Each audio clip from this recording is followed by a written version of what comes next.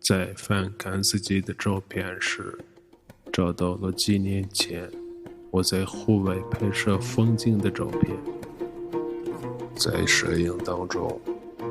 遇到了一处山泉水，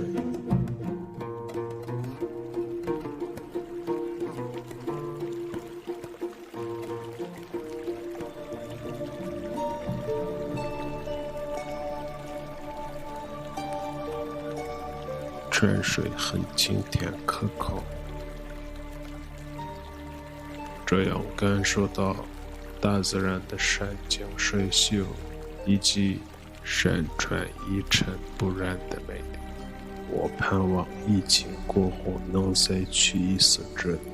更希望大自然不要受到污染，保持它原有的光色。抖音